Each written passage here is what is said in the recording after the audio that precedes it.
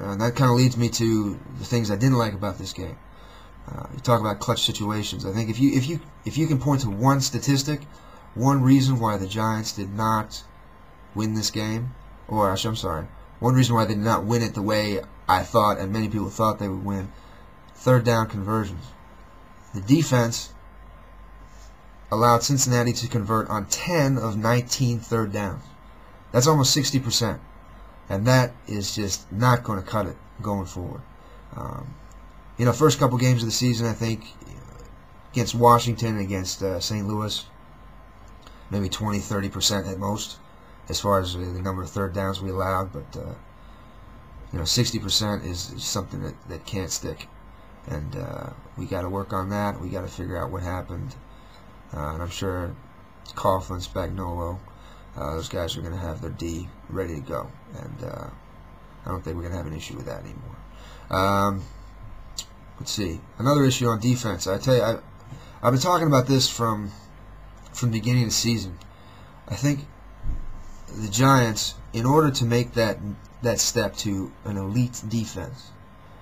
Now, don't get me wrong. I think they're a great defense. They got a lot of talent. They got a ferocious D-line. They got some great schemes. Got a lot of youth. Got a lot of athleticism. But in order for them to make that jump to an elite defense, I think they got to start making turnovers and they got to start scoring. I think if you look at some of the really great defenses in the last couple of years, I think the 2006 Chicago Bears come to mind when they went to the Super Bowl, whenever that was. That was a defense that got turnovers and they got points on the board. Kyle Orton's running the offense. It's not like the offense is going to score any points, so you kind of got to do what you got to do. But I think the Giants really have to focus more. I mean, I understand they emphasize it, but it's something that really I think it will be pivotal in helping our team down the stretch and taking the defense to the next level. I mean, we had a couple of close calls on Sunday. I think Dockery, had a ball bounce off his chest.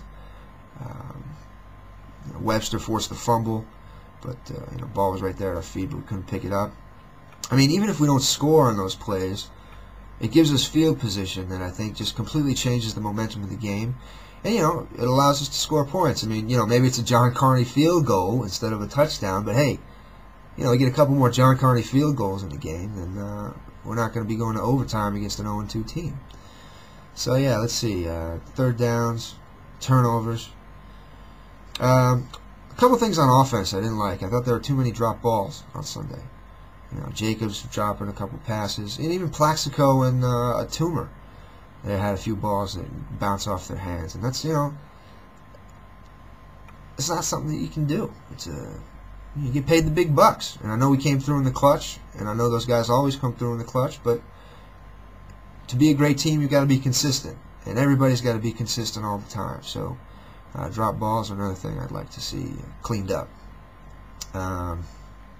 Penalties, still a little bit too many penalties for my liking, but again, that's something that I'm confident will be cleaned up. Towards the end of the game, it wasn't as big an issue for us. Oh yeah, and finally, green zone efficiency. It's again something that needs to be worked on. I was looking at the stats. The Giants were 2 for 5 from the green zone, 40%. Not very good. 2 for 4 in goal-to-go situations, meaning they had a first down within the 10-yard line. 50% there. And in those situations especially, you got to come away with 6. I understand that Plaxico had that one catch in the back of the end zone, and maybe he got both feet down, maybe he didn't, but in a post-game interview, Coughlin said he didn't have enough, he didn't see enough to really challenge it. But anyway, that's another area I'd like to see improved on. I think that about wraps it up for the positive and negatives of the game. After this win, I'm kind of happy we got the bye week coming up, because I feel like it's important that the team build every week. And this week I thought we took a couple steps back.